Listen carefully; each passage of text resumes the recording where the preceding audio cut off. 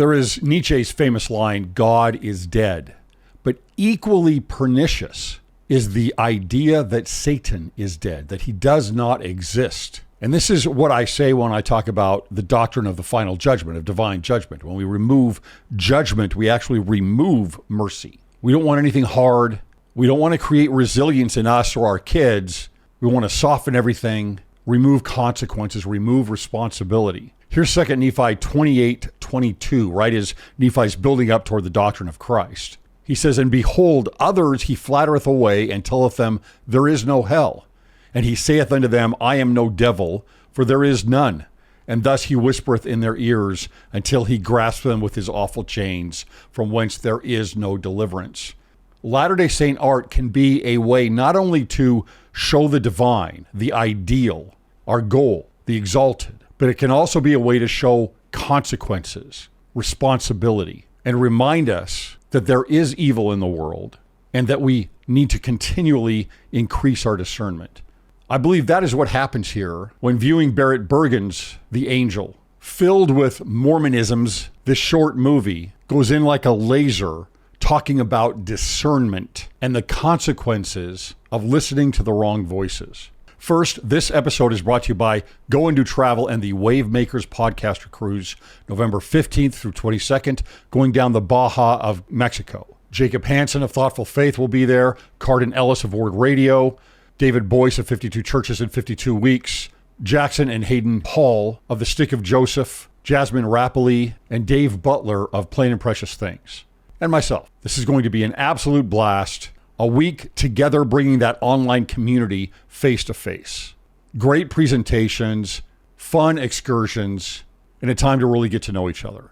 Go to cwicmedia.com, cwicmedia.com, scroll to the top to trips and events, and go down to Wave Makers. Here's the interview with Barrett Burgin and Jake Taylor.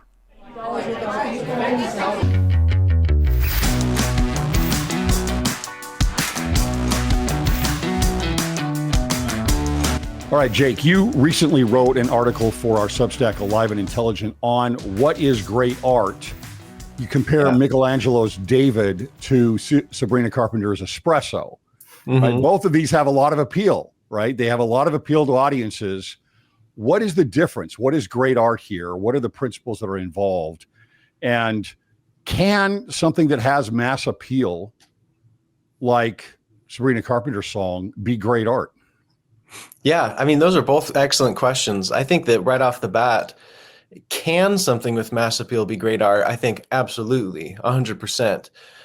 At some level, for something to be truly great art, it's often like it's resonant with a large amount of people in the way that like it will naturally gain mass appeal. Maybe not within its own generation, but over time.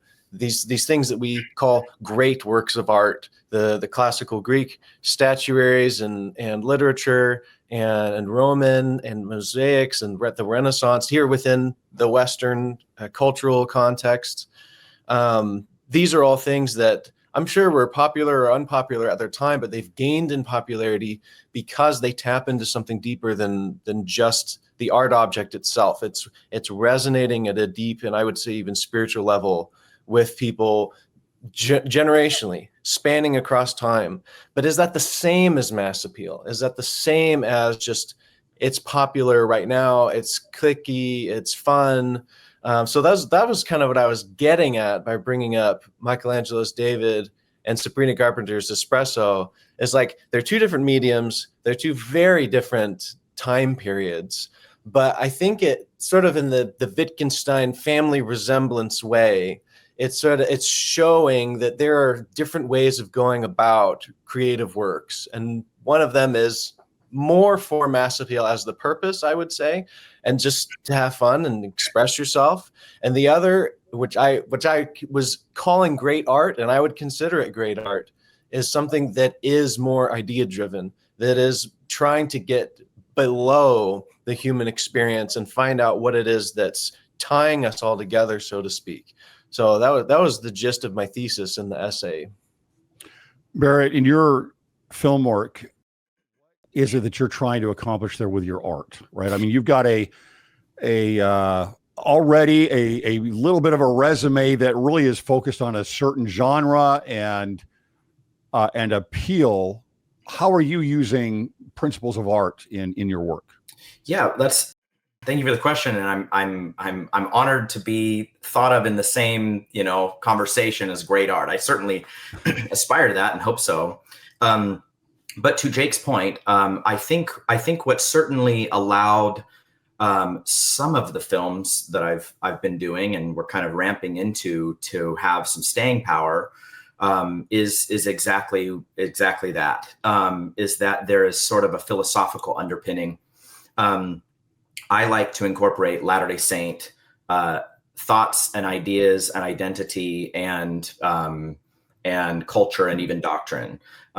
This wasn't necessarily something that was like intentional, but it's something that just sort of came about. You learn as a filmmaker, and good writing and good directing is you need to put a piece of yourself in it, and you need to speak truthfully to what you understand. And since that's my heritage and my identity and sort of how I view the world, it became sort of a natural thing to do. I think that the distinction becomes what I try to do. Jake talked about like blending, creating something that speaks to a deeper truth for all people.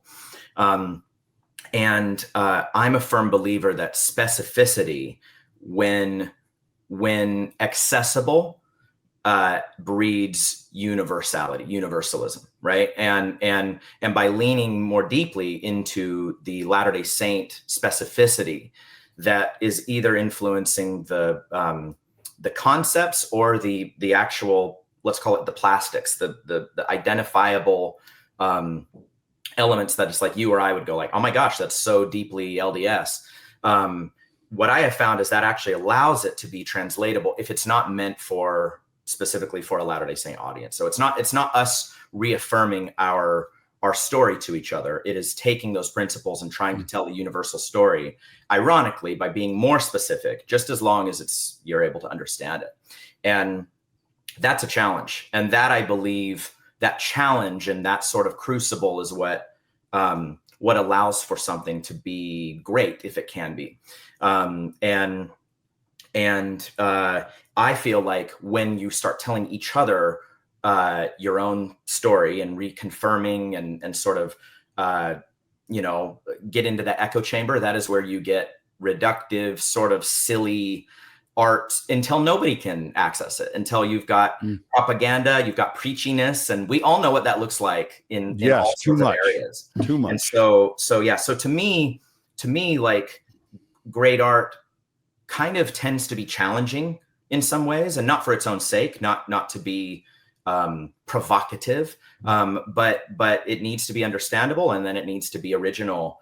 And how, what better to make something original than rooting it in something true and something kind of specific to an identity. So it's a little long-winded, but that's how I see it. And we're going to get into your work here in a minute, which is fascinating, the way that you're taking a completely different approach than what people have done in the past on looking at whether you're talking about Mormon history or doctrine or anything else. It's really interesting what you're doing. Thank you. Jake, can you truly convey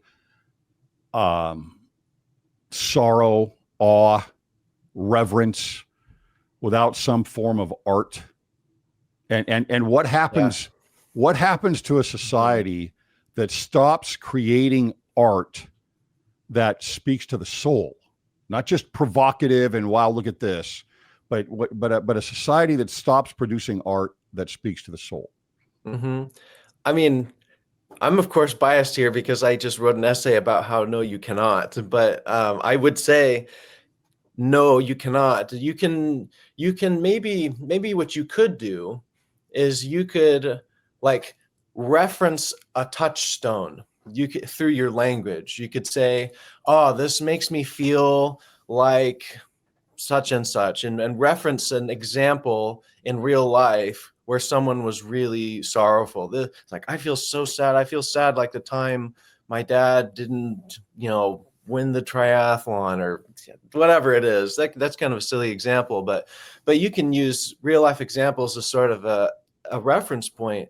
But what art is doing, I think, is it is providing those third-party reference points that are like more immediate and more powerful than any sort of example that you could pull from your life. I think a great example of what I mean by that is the concept of fables. The telling of fables, like Jordan Peterson many times will say, they're more real than reality. And what that means is that the fable is taking elements of different stories and real events, a lot of times tragic events. And so that is part of the reason why I am so fascinated with Barrett's films, is he's just like, let's lean into the tragedy. And I love it. I think that's really cool. But you take those experiences and pull the unifying ties out, and you construct an artifice. Notice the connection in that word. Yes. With art. No pun intended. Yeah. You create this artificial story that is able to convey all of the truths all at once in a way that we resonate with as human beings very profoundly. There's a lot of anthropological work, that shows how like fables and like scary fables, monster fables, are very effective at conveying to children what they should and should not do. And way more so than just like, Jimmy, don't go out into the woods at night. There's animals out there. It's like, Jimmy, there is a bird that prowls for children in the middle of the night and takes them to new families and will never see you again. It's like, boom, that gets your imagination going. And that child is locked in all of a sudden. And that doesn't, I don't think that stops. And I think great art taps into that sort of the narrative impulse. Well, and real quick, if you don't mind, to Jake's point, we have a rich tradition of this through every culture almost, right? It's not a Western specific thing. Every culture has some of these kind of challenging myths and fables. And dare I say, through the sort of Disneyfication of society, we soften those. If you look at some of the classics, and they're great movies and they're well done, but we soften them and soften them and soften them until we do kind of see the results of that. It's children are brilliant. Children are not stupid, and can, to a degree, when we talk about something being family friendly, obviously, we need to protect children from content that isn't child appropriate, but challenging concepts and, like telling your child something a little bit more complex, they can sort through it, and they can, you look at the Grimm fairy tales or the Hans Christian Andersen fairy tales, and they're not straightforward at all. Yeah, it's interesting you bring all that up, because I'm actually working on an episode on this precisely because what has happened in our society recently is we've stopped telling those stories. And you've got kids and you're going to put them in front of an iPad or in front of a television set, and even going back 10, 20 years, you have them in front of a VHS or a Blu-ray disc, right? And you're watching something completely different, but those fables and those stories had been told for generations, right? And they are not soft, and they do push back, and they are scary, and they are going to give microaggressions and whatever else, and maybe nightmares to the kids. But we've stopped telling those stories because we're afraid of saying certain things to kids. And we've done that as a society completely, where we're removing consequence. It goes right along with a lot of the rest of society and what we're doing, where we are actually removing consequence for decisions. And we're not instilling it into kids at a younger age. And so there's numbers on this, right? You can see numbers on this where you look at Aesop's fables, you look at you said Hans Christian Andersen or Grimm fairy tales or Mother Goose even, and they're hardly being given out anymore. You don't hear these types of things anymore, and it's completely watered down. Anyway, it's just really interesting that you bring that up, and that's actually going to go here in a moment into your genre of choice here, Barrett, on what you're doing with films. Now, Barrett, I go out and I've been to some places in the world and seen unbelievable architecture and painting and sculpture, and almost always, I mean, not always, but almost always, whatever is awe-inspiring is built from a deep cultural belief. How much does belief play into art? Oh, I mean, what a fantastic question. I think it has to. To Jake's point, maybe kind of building on Jake's point, to the extent that to the extent that you lose belief in something of any kind, or to the extent that that belief is so myopic, to use a term that President Nelson has talked about, right? Like to the extent that the belief becomes so certain that it's useless, that Alma 32 talks about the trial of your faith, or planting the seed. Actually, I think it's the New Testament, the trial of your faith being more precious than gold, but also Alma 32, where it's through degrees, building up, challenging the faith becomes more certain, and then you challenge the faith again. So either way, neither of those is belief, right? A sort of myopic conspiratorial obsession, or a reductive kind of nothing matters nihilism, you see art suffer enormously. And I think that belief and the humanities and history and religion and art are all kind of interconnected. You look at the development of the temple instruction, and how is that not art? There's a theater to it. It's rooted in the most ancient kind of Greek. The Greeks had theater and religion, and they were essentially the same thing. And so, yeah, so I don't know if that answers your question, but I think that belief, you have to believe something. It doesn't have to be a specific type of belief, but ironically, and the Restoration kind of teaches us that any good belief, it kind of echoes all the others, right? It takes shape, and we see like vestiges of the true gospel in everything, and in every good, foundational belief, and it all kind of takes shape. And so for that reason, you see rich art corroborating with a deep, even if these things go against each other, it's like better that they're hot or cold, right? And not lukewarm, because if it's lukewarm, it's meaningless. Yeah, again, kind of to what I was saying with the question there was, the things that I've seen have gone out, they're all built off of religion. Yeah, of course. And built, to me, as I look at history and different parts of the world that I've visited, these things are built out of a deep-seated belief. Mm-hmm. The greatest works are built out of a deep-seated belief. Mm-hmm. And it may not be something that I fully agree with at all. And it may be complete, but the conviction of that society on a certain religion is what produces everything. I mean, in Egypt, you see the pyramids, it's the afterlife and the myth of Osiris, and that pushes all of this unbelievable art that you get in Egypt, right? If you go to the Middle Ages and the Renaissance, and you look at Christianity in the Western world, and you see the architecture and everything sprouts out from there. Whether it's the building of your commercial buildings, whether it's whatever it is, you get kind of these concentric circles where maybe you're coming out from there a little bit, but it's the core of all of that. What it is, very talented individuals, very talented artists that are taking their deep-seated beliefs and creating this art, and then it goes from there. So in so many ways, it's kind of a back and forth as to the chicken or the egg, but it's, art produces culture. And I think, and tell me what you think about this, but it seems to me that I do think it goes both ways, but it seems to me that when culture becomes the heavy producer in a way of the art instead of a deep-seated belief, you end up with some crazy art. You end up with some things that, this is not something that's going to last very long.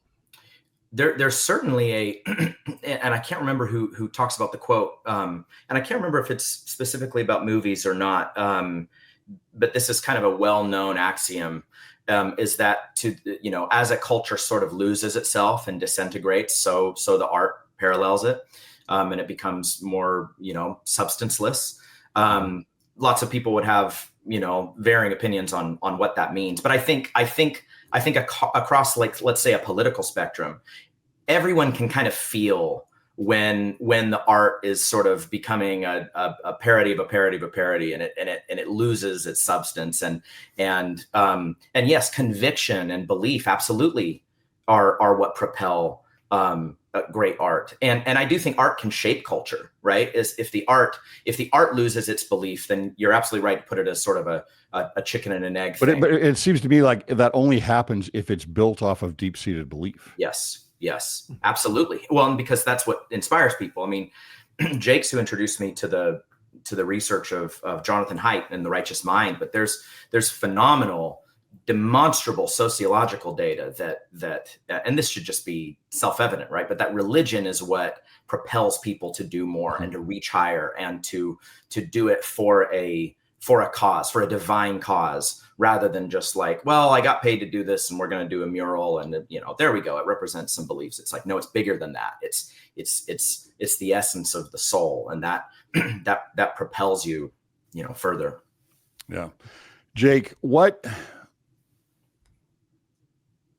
can Latter-day Saints offer the world as far as art goes, right? You've got in the article, you have a call basically for a renaissance of bold, doctrinally rich Latter-day Saint art. And our theology is unbelievably deep, I think, compared to anything out there. It is really deep. And one of the problems I have is that we don't lean into it enough, I think. It's kind of, well, I don't want to push this. I don't want to talk too much about this. This is strange. This is fringy, or whatever it is. Or really what it is it's not accepted. But to me, the more we lean into those things, especially with something like art, we can really provide something that wouldn't be coming from anywhere else to the world. Can Latter-day Saint art offer something to the world? I mean, heavens above, absolutely. Absolutely, it can offer something to the world. It's like, it does get into a bit of like, what do you mean by Latter-day Saint art, though? Like, as most people would conceive of Latter-day Saint art, I don't know. It's either a little bit too insular or a little bit too soft in a lot of the stuff that I see, especially in the visual arts and some film as well. But I think it can be. And when I read People of Paradox by Terrell Givens, it all just went snap right into place. And that book hit me so hard because the philosophy, the theology, the ideas of which we have access to within the Latter-day Saint faith, they're so deep and they're so universal. Our universalism is not talked about enough. I think that, like, let's wrap up everybody's culture into this one great whole and express it through art, just as we have already through our doctrine. And let's see some people doing really interesting artistic reinterpretations of scenes of the Book of Mormon and the Doctrine and Covenants and the Pearl of Great Price in all sorts of different styles, and see what works. A sort of empiricism of the art, that it's not like, oh, well, this is what we have, this is what we have to go to. But trying new things all the time, pushing boundaries. And like you're saying, not just for the sake of pushing boundaries. This is not like crucifix in a Tupperware of urine pushing boundaries. That's just gross. What is that even saying? It's just so cynical and nihilistic. Let's say something affirmative and positive through our art. And we have it. We have it right here. And we just need to start.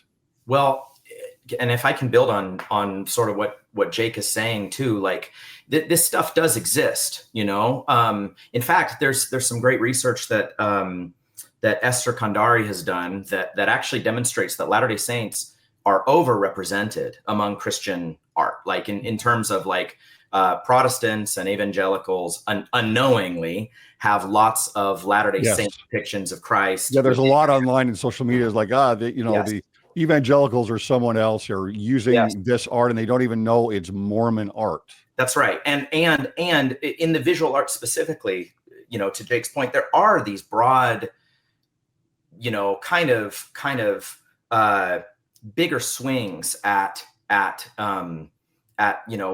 telling stories from the Book of Mormon and in complex and new and sometimes even somewhat abstract ways. The problem, in my view, is cultural, in that like we hold ourselves back, to Jake's point, in not wanting, or actually to your point too, Greg, and in sort of wanting to fit in, not wanting to be too weird, not wanting to dig into the things that set us apart. And to the extent that we're assimilative, to the extent that we want to sort of please the other Christian, denominations and be kind of part of the club, I have found that is when the art softens and softens, and then the edginess of the piece is simply inherent in the identity that we cannot escape. As soon as they discover, wait, a Mormon drew this, right, a Mormon directed this film, what are they up to? What are they trying to do? They'll look for little, codices and things that are trying to push the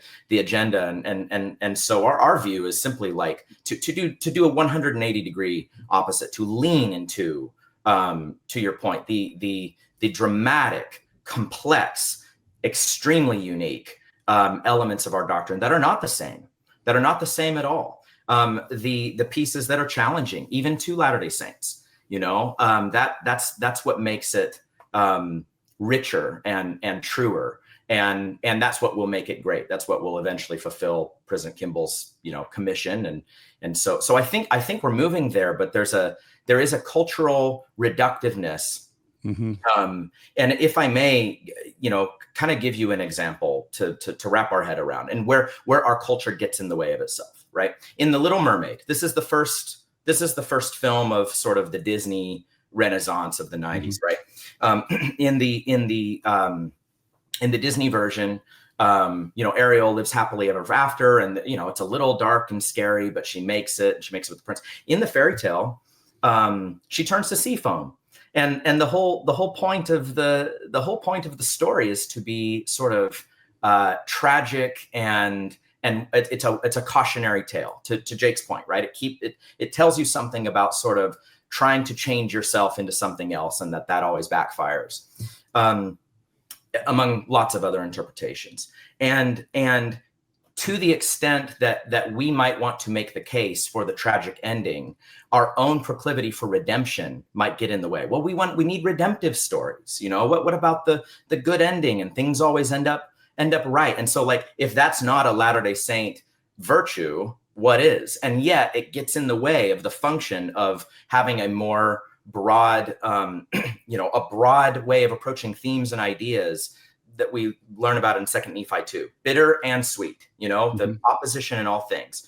And so you have sort of one Latter-day Saint value overpowering the other one because it feels better, because that feels good. That makes me feel good. I feel the Spirit, et cetera, et cetera. When so much of our history talks about the Spirit warning and exhorting and trying and testing spirits, which we can talk about more in a minute as it pertains to the piece. But yeah, I think that, like, we are doing it, and Jake's sort of call for a renaissance is really, really well put. But what I can see happening all the time is that the response is always like, how are we not doing that? That's what we're trying to do. And it's like, we need to get more specific about what's getting in the way of then. Why are we not the greatest artistic cultural in the world? Why do we not have the greatest cultural movement of art in the world if our well is so deep? Yeah, because again, I mean, as we would believe, we have the most truth out there, that we have true eternal principles that the world does not have. And so if that can be used in an expression of art, there's going to I think there's some type of, this is going to resonate to others, regardless of what they know about our doctrine. I think it's going to resonate, and it's going to move up, right, on the idea of what great art is and how it is a representation of truth, especially eternal truth. When you talk about opposition in all things, that's also interesting, because outside of art, one of the things that I always have a difficulty with in talking to an audience is an understanding of, again, going back to the idea of, well, we're not going to go into consequences. We're not going to go into the opposites. We're not going to discuss the evil. We're not going to discuss, anything, Satan. We're not going to discuss anything on the outside of our defined ring, for example. And so what happens is, even in a battle for truth, right? We look at, well, what is in, let me go to, and I'll use a lightning rod here, but let's look at family, right? And you say, okay, well, what is family, or what is marriage, or what is gender, or what is anything that has become much more ambiguous in our very postmodern world? And you say, okay, well, whatever this truth is, or talk about the atonement, and what is the truth of the atonement? We're going to draw a circle around what it is. What is this? Okay. But it is inevitable with what you might call spiritual gravity, right? It is inevitable that circle is going to get wider and wider and wider to include everything more into what this represents. Whatever it is that you're taught, whatever truth you're talking about, that circle is going to get wider and wider, because you're not talking about what it's not. Right. So there's no force from the outside of the circle pushing it in and holding it to a certain place, because you never say anything about what it's not. And I see that as a culture today. That's the same idea about talking about consequences, and Barrett, what you're talking about opposition. If you're not bringing those things up and not talking about that circle will continue to widen until it loses its definition. And the same thing in the Book of Mormon, where it talks about the lack of opposition in all things, and everything is one big round blob, right? Because there's nothing outside of that. How do you see that, Jake, as affecting art in that sense, right? I mean, why do you need the consequences? Why do you need the opposition, without yet going into Barrett's film here, because we're about to do that? But why would you need a definition on the outside, or why do you need to bring up the opposite of truth, honestly? Well, I mean, if I'm being completely honest, I don't even necessarily say that I would say that it's like the opposite of truth. I think it's an opposing aspect of that same truth. I know it's a bit of a semantics game, but I think that it's important. And maybe here's an example of why I personally think that tragedy and incorporating the darker elements can be extremely useful. And that's because life is not always fully redemptive. And here's something that my wife and I learned firsthand, which is that things are not always destined to work according to plan. And her struggling with multiple miscarriages and our first daughter being born with a cleft lip and palate. Where's the redemption? It's she had access to surgeries, thank heavens, because we live in an era with modern medicine and anesthesia and surgeons who are skilled enough to completely repair all the damage that was done just by happenstance. We don't have any genetic markers that would make this a hereditary thing. It just happens. And sometimes it just happens. And no one's entitled for it to always go well in everything. And I think tragedy can put that out in a way that is this third piece for people to reference when they're going through difficult times, or a crisis of faith, or they've made a mistake and I don't think it's really that bad. And you see the tragedy and all of a sudden it's oh, okay, no, that was a mistake. I need to get back on the path, so to speak. And that message, it cuts through in a very powerful way and affirms both the tragedy of life that is just inherent with being alive on this earth. We live in a fallen world and things just happen. And then also avoiding the unnecessary tragedies of poor decisions. And tragedy speaks to both of those things. And like Carl Jung, the psychoanalyst, said that the person the tree whose branches reach upward toward the heaven have roots that reach down to hell. And I know that Joseph Smith has a similar phrase that I don't remember off the top of my head, but I think we need to embrace and not just using provocative content for its own sake, but not being afraid to provoke in content, so long as it serves, not unlike the Book of Mormon many times, the narrative that it's trying to get across, which is like, live the law of God. And sometimes those counterexamples speak a lot louder than just the servant who had 5 talents and then doubled them, and that was the end of his story. But what about the one who had 1 and he didn't do anything, and he was cast aside and not everything taken from him? There's a tragedy.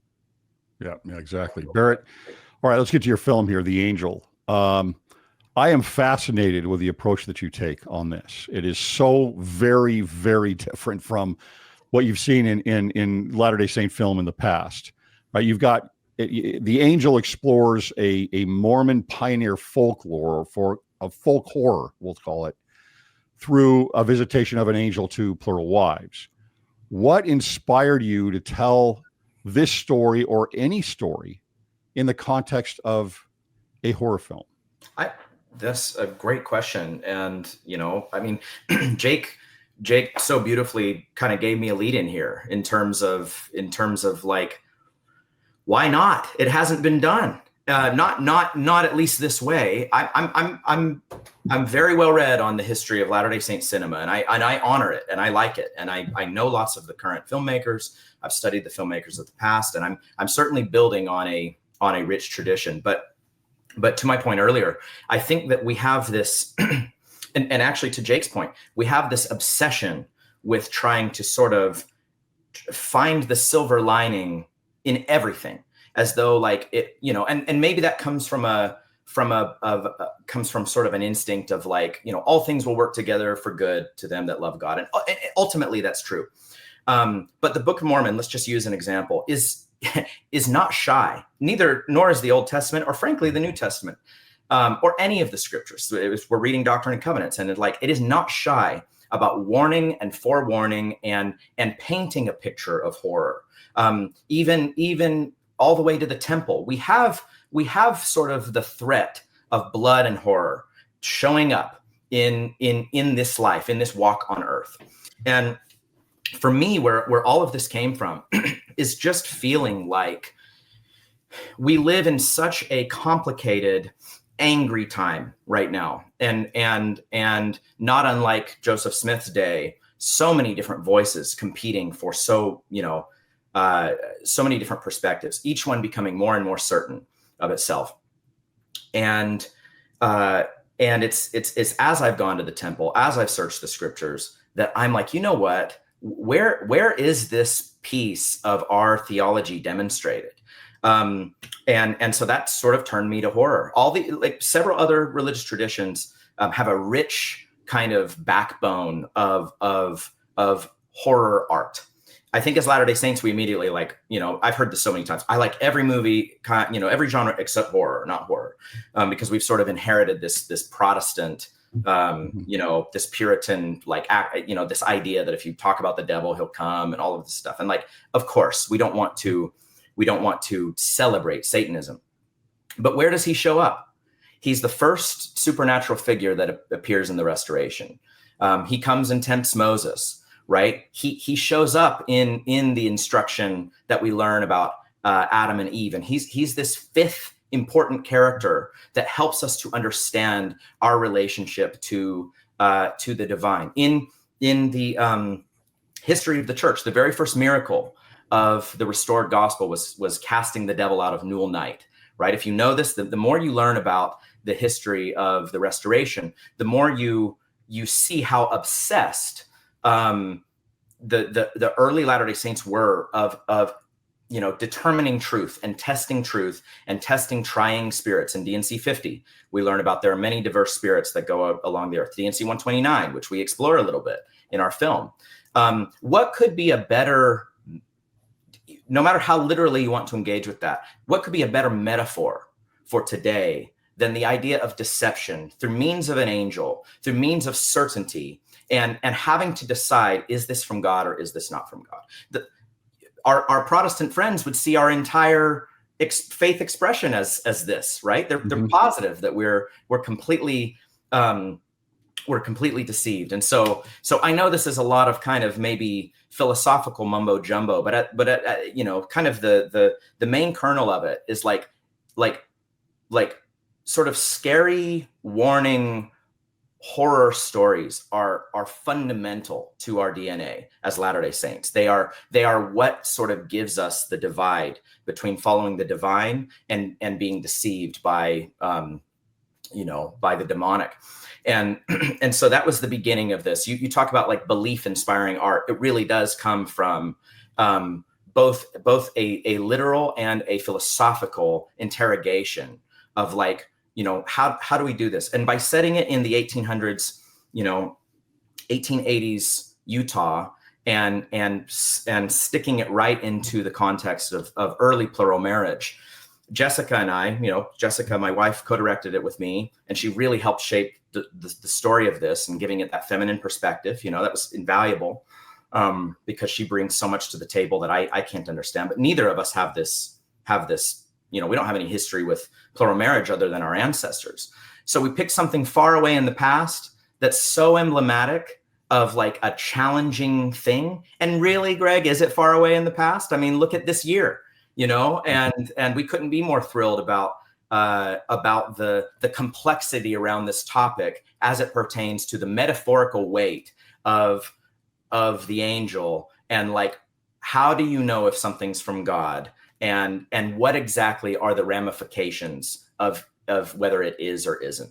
And so for us, the reactions to the angel have been indicative of the very need for this sort of storytelling, because it's right there in the book. Like, at what point are we going to get so sensitive that we have to start just skipping chapters of the Book of Mormon because like, oh, that's just not quite soft enough and family friendly enough. And I'm a big believer that, like, in order to gain ground doctrinally on forget all the topical issues, just on sort of understanding what it is we even believe and what sets us apart from the rest of Christianity. And like Jake said, kind of a rediscovery of these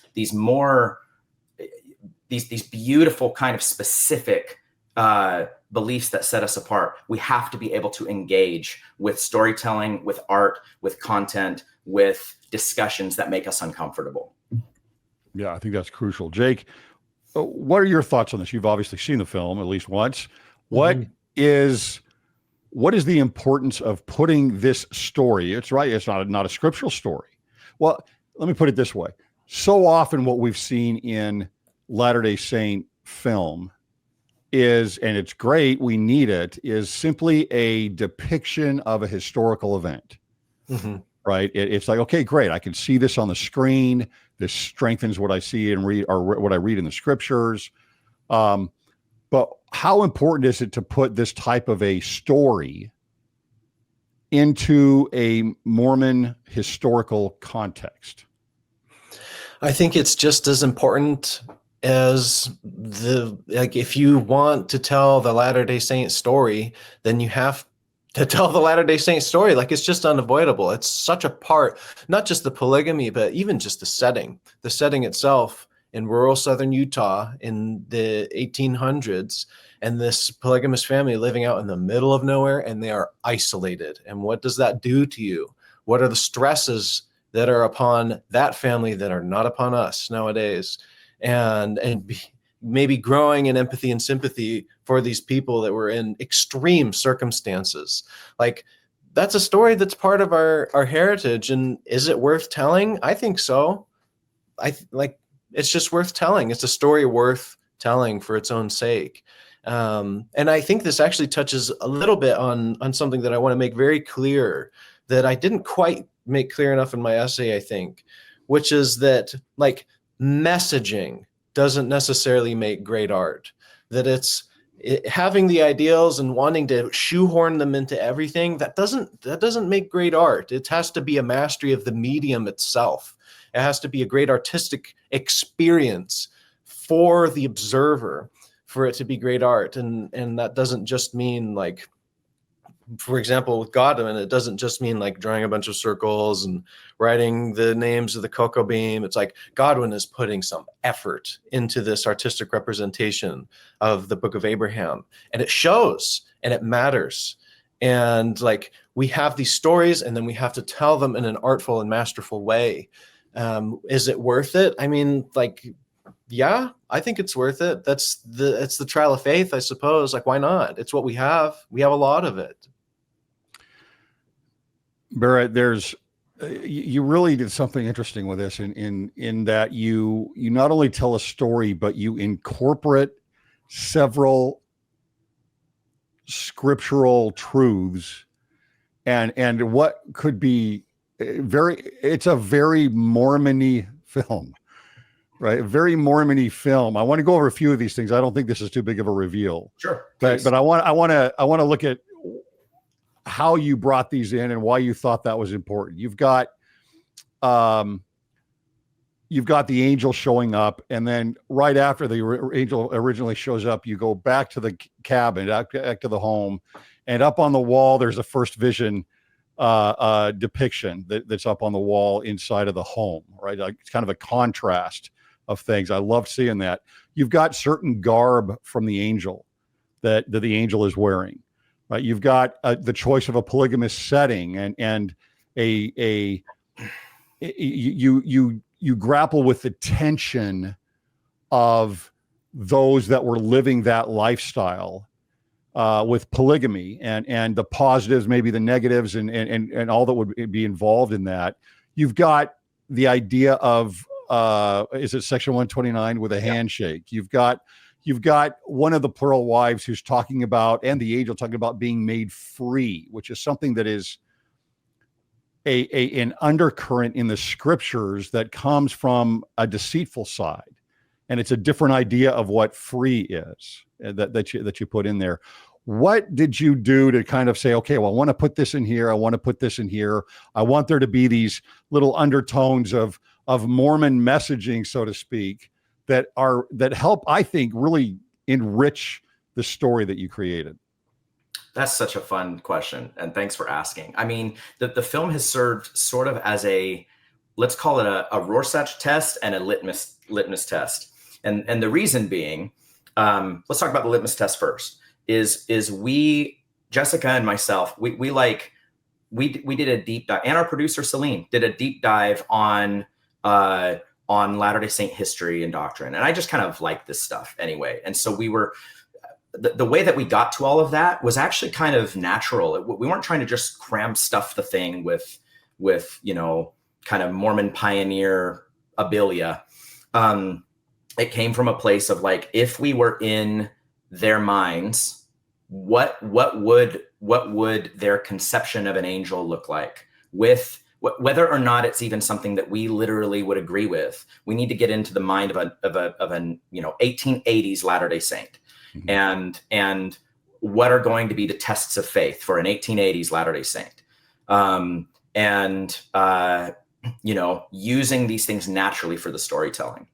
Then the next step was, okay, how do we tell this story for a non-member audience? And that was sort of our litmus test again, is like, to what extent someone is sort of familiar with, let's call it the glyphs of the culture, they will take away something different or understand it the way you do, Greg, like on a more maybe guttural level. But it has been working for non-member audiences great. Like we're going to show it next week in the Indie Shorts International Film Festival. And we just got a review from these two guys that have a podcast breakdown, and they really, really enjoyed it. They're not clued in to all of these little tells. But as long as your story is accessible, it doesn't matter. In fact, that makes it better. It's why we can sit around and love a classic like Fiddler on the Roof, which is so deeply Jewish, right? Mm-hmm. Or several Latter-day Saints have enjoyed the two popes, and like they're talking about all of this specific Catholic rhetoric that we don't know, but we don't need to know. And so the way that we tested the film for audiences, and this changed how we did like the handshake thing and all of this, the way that we tested the film was by sending it to friends we have in the film industry who were either nobody who was either Latter-day Saint or ex-Mormon or anything in between. It was people who we knew through film festivals, even better if they didn't know we were LDS, until that like it got to a point where they were like, we really, really like and appreciate, this story. One of our questions, by the way, was like, do you feel like this is critical of the church? Do you feel like this is critical of Latter-day Saints? Which, by the way, Greg, I don't think should be an obsession that we have, because we're so worried about how we look and seeming normal. But I knew that other Latter-day Saints were going to wonder about that, and I wanted to make sure I wasn't accidentally, saying something that I didn't mean to say. And they all got back and they're like, no, like, how would it be? Their big question was like, what do the Mormons think of this? And so each group is wondering what the other thinks. But that's what allowed it to be an accessible story. And then Greg, like, once we had the bones of the thing and the shape of the story, we could just fill it with specific iconography and tells and whatnot. And so we wanted to set out to tell a very deeply Latter-day Saint story, set in our mythos, set in our lore and folklore. And like you mentioned, I could actually send you a list. There's so many things like tells, it's water and it's the caves of southern Utah. And the more that you dig and do the history research, the more it's like, wow, it's right then and there. And we wanted it to serve as a taste tester for the feature version that we want to do, where it's like, okay, this is a little look at sort of where we want to go for a different story, but set in all the same universe and whatnot. It's been fun showing it to historians who are like, oh, I know that's a study in Scarlet that's on her shelf. And that tells you a little bit about what that particular character is reading and like what her worldview is. If you're familiar with, Sherlock Holmes' First Adventure, A Study in Scarlet, and it's a throwaway shot. And so the Doctrine and Covenants that we show is from 1876. It's probably worth more than the whole film, and we had to be very careful with it, but it's right there. And so we shot in real pioneer locations. We wanted it to be this jump into history, if you will. Yeah, cool. That edition would have had the lectures on faith in it. Yep. What, Jake? This is a brand new Latter-day Saint genre, right? Call it Mormon folk horror, whatever we want to call this. Does this open up the doors or help open up the doors more for additional genres to be created? Because honestly, you've got kind of two things I think that I've seen. One is just a simple, sometimes very well done, depiction of historical events. And the other is kind of your Mormon comedy, where we used to really see this a lot, like in the 2000s, right? And does this open up things a lot more for where new filmmakers and other artists can go? Yeah, I'll give you my 2 cents, and then I am going to handily give this to Barrett, because he has written and presented on this at Fair and other places multiple times. I would say yes, and I would say films like The Angel and eventually The Third Wife and even Java Jive and all these things that Barrett and many others, by the way, who are sort of in our artistic ilk. I don't know if you are okay mentioning the Glasslickers, but it's a film society that is Latter-day Saint focused in this particular cultural way.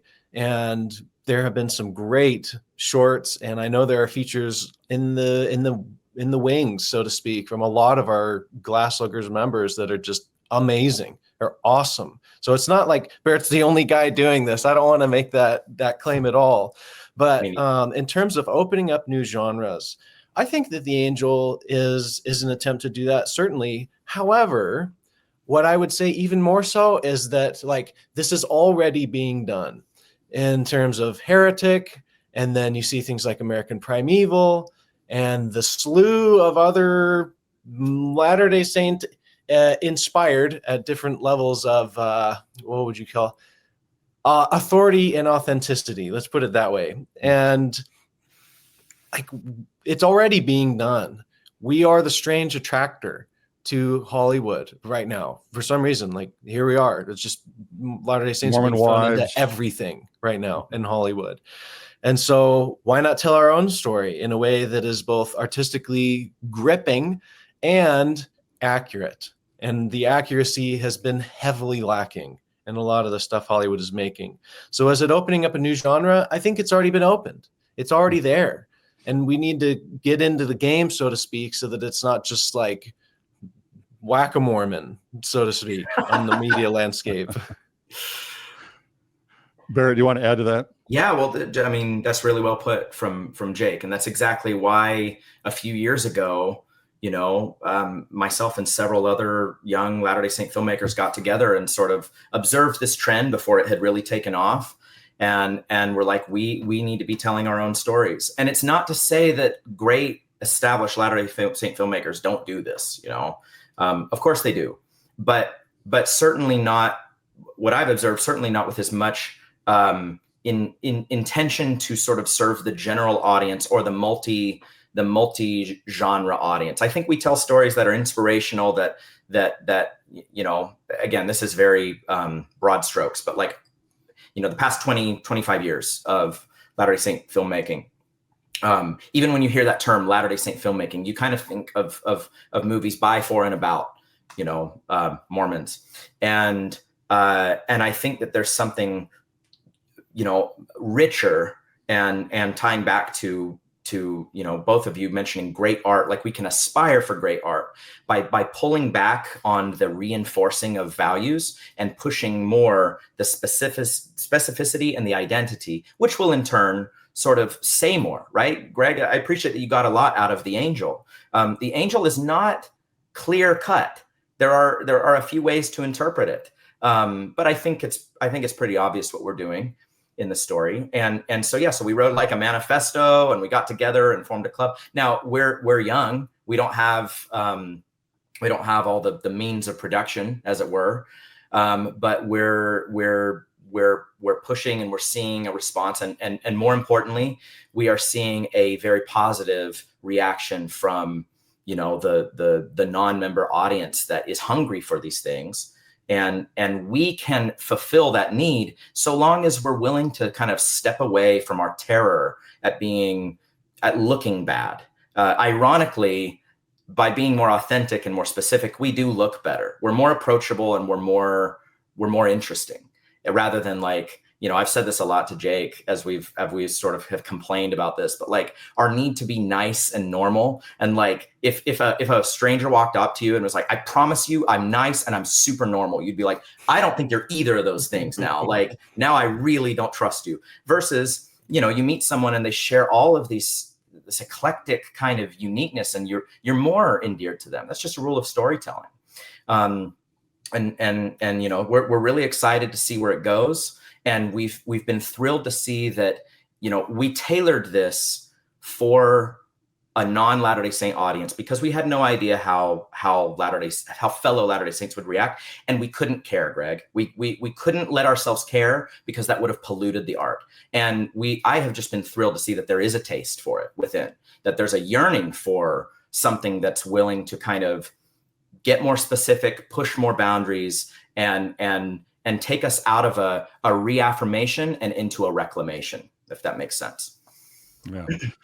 Tell me about the casting of Doug Jones as the Angel, right? What led you to cast him? God, that's such a good story. This is good. Do you want to take this, Jake, or should I? No, you do it. I mean, I don't know all the details. Just every time you tell it, it's like, how did this happen? I'm nothing if not verbose, so just shut me up if I'm on a runaway train. But to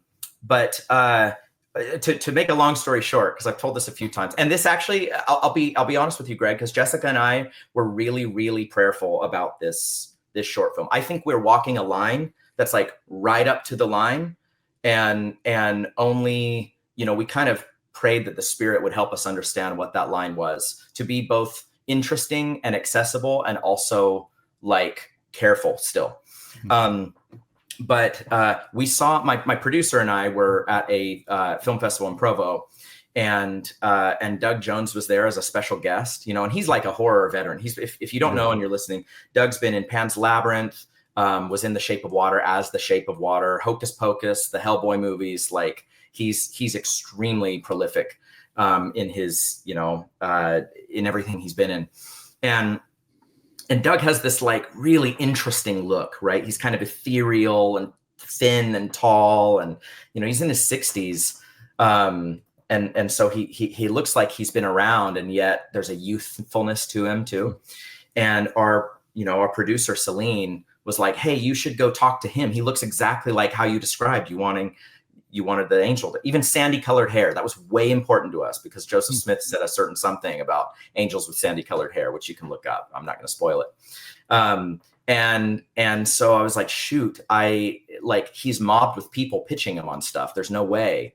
But we said a little prayer and it was like, okay, let's just see what happens. And as I'm walking over to him, I kid you not, the director of the whole festival, who I'm buddies with, stopped me and said, hey, I haven't read your script that's in the competition. I don't know anything about your story, but I just thought I should tell you, like, Doug has always wanted to play an angel. So if that doesn't like mess up your story in any way, and I'm on my way over to pitch him as the angel, and I'm like, thank you so much for telling me that. And so then I went and talked to Doug, and he was amazing. I told him I love you and all of this work, and then I was like, I pitched him a little thing, and he's kind of like, whoa, pioneer, Mormon pioneer polygamy horror film. And you say that to anybody, LDS or not, and they're like, I've never even heard of something like that. That's fascinating.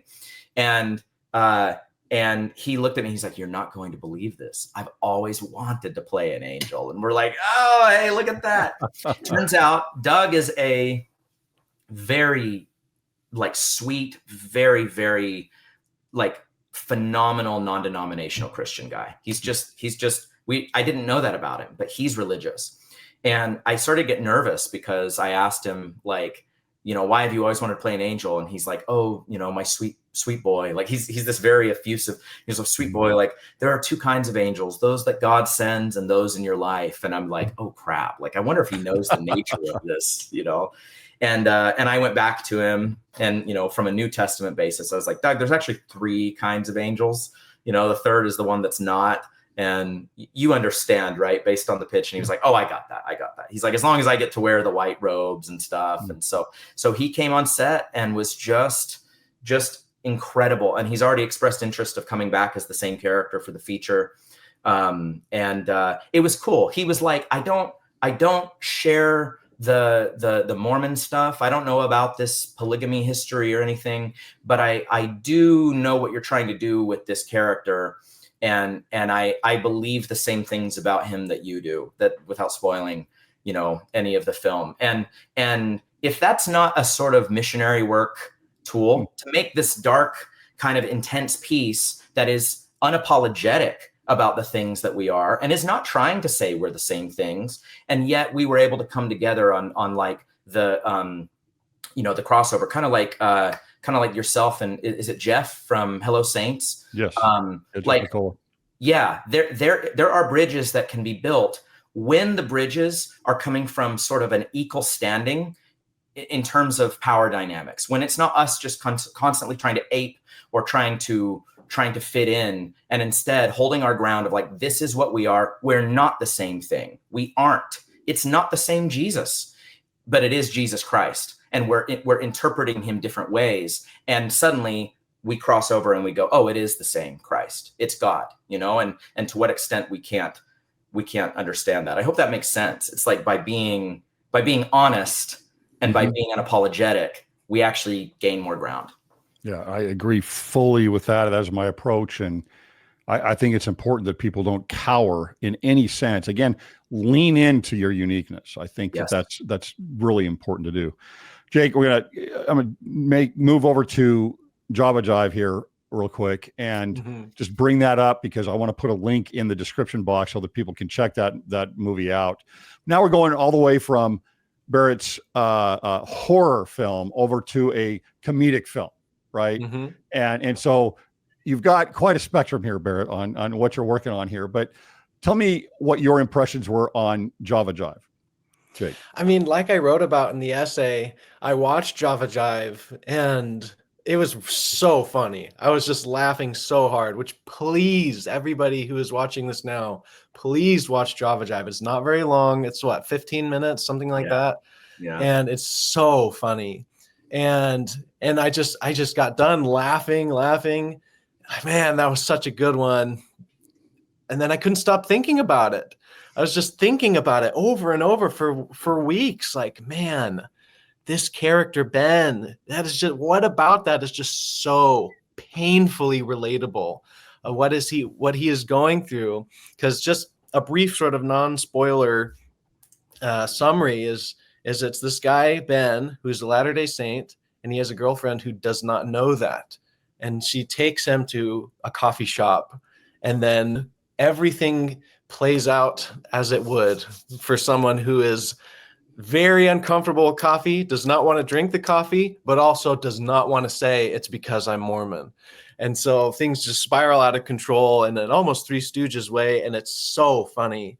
But then by the end, he's just thinking like, am I doing this? When have I done this? Of course I've done this. How can I not do this?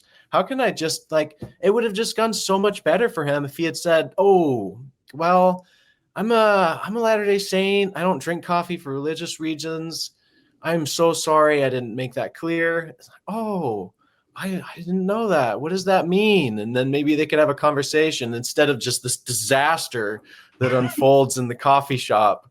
And the missionaries are part of it all. And it's really good. But you talk about leaning into cultural specificity.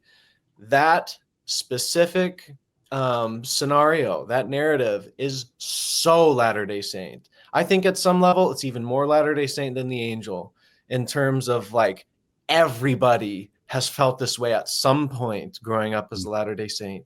And some people kind of, I guess, rise above, so to speak, and at least in that moment, and then maybe it comes back later. It's always a struggle, and some people capitulate. And those are the sort of seminary videos of they're passing the weed around in the circle. It's like, oh, well, I'll just pass it. And then the police come and bust everybody who smells like weed, and those sort of like didactic tragedies. Which don't usually have good endings either, by the way. Which yeah, I do not. I think John Jai falls into that category a little bit. But Barrett, then also beyond ahead. the cultural specificity, like anyone can watch that and think that it's not only hilarious, but also like something to be learned from, even if they're not Latter-day Saint. Like, I'm sure they have some sort of experience. It's, oh, you know, I'm gluten-free, and this one time I didn't say it, and then I got a hives and stuff, and it was awful. You know? But then the Latter-day Saint codedness adds the depth, it adds the punch. I just love it. I love that short. I think it's awesome. Thank you, Jake.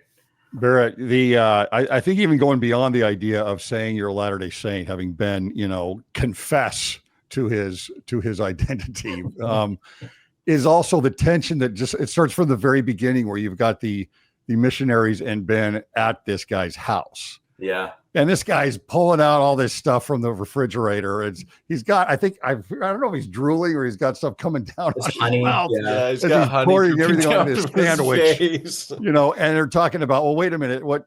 So you're saying you guys can't drink coffee, and it taps into something else that you kind of are doing with a horror film, and that is just a real, like you said, guttural reality of something, right? There's a tension and a conflict there, especially lately, on this idea of drinking coffee and what's the issue, right? Because a lot of people say, well, it's all about your health, and well, coffee, what is that going to do to you? And so there's this tension that is built in there for the main character, Ben, because the guy at the house is kind of explaining, well, wait a minute, why are you doing this? And why is that so important? Why does that matter?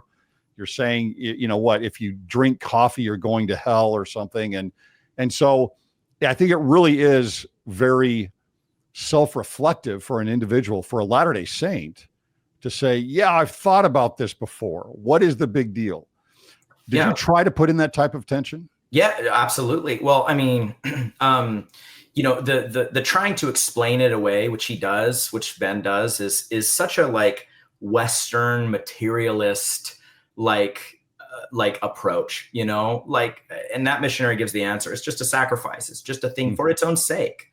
Because our reasons always slip out from under us. Right. And if you look, the further back in history you look, the more challenging the word of wisdom becomes. I'm not just talking about when it started as not a commandment. I'm talking about the ebbs and flows of you growing up, I'm sure the caffeine was this reason, and sort of like plural marriage and the angel, it is meant to be The word of wisdom is just meant to be a stand-in for whatever, because it doesn't make sense. It's not supposed to make sense, at least in my opinion. That's not what it's there for.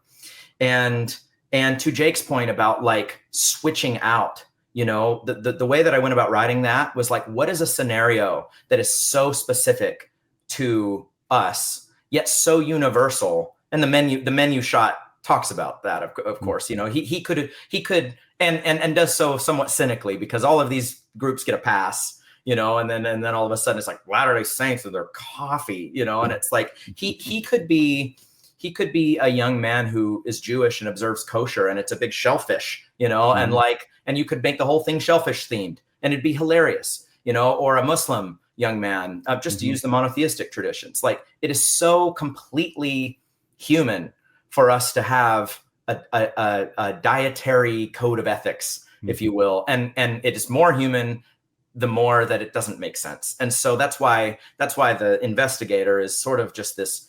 And which of us who served a mission haven't been in that house, sure, in this absurdity of a situation where he has heroin and he has, he has a very intentionally, and our production designer did this, is subtle, but he has a painting of the cult of Dionysus, the feast of Dionysus, and which is everything the word of wisdom is opposed to. And he's building this meat sandwich, and his two refrigerators are full of like monsters and beer and stuff, and the missionaries are word of wisdom. Hilarious. Yeah, they're coffee and tea missionaries. That's all they can serve, because you don't want to get too complicated.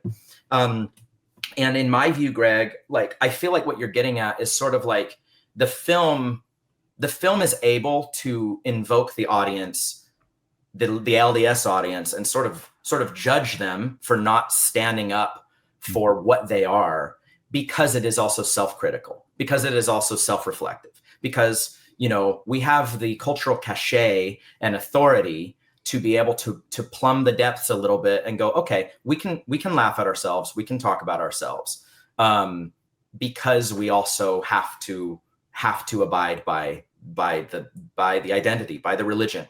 And, there are some great and funny Mormon comedies throughout our history. I think the way I tried to approach it was like, I wanted to go a different direction with it and Jake actually cited this in his paper, which I appreciated, which is like, how have like Jewish or Catholic, but specifically Jewish, but how have like some of the other cultural comedians been able to be so richly Jewish and then also translate to a universal audience? And I think some of the problem with our comedy tradition is it can become insular. We're telling each other the joke, and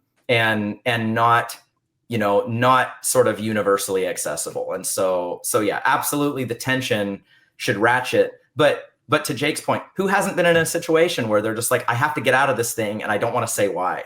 And that's where you have to start. Yeah, it's great.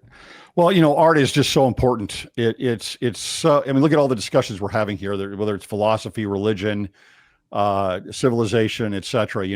Art really is such a